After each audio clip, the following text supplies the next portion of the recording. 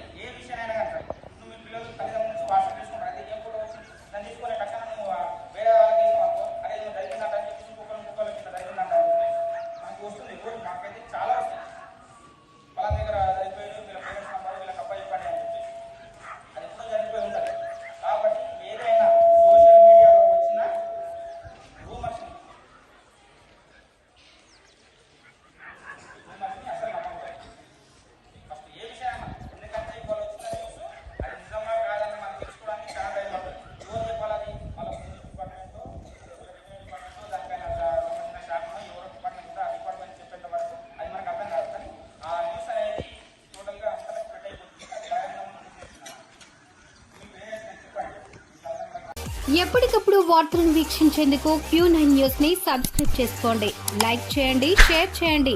విలువైన సమాచారాన్ని ముందుగా మీరే తెలుసుకునేందుకు బెల్ బటన్ ని క్లిక్ చేయండి.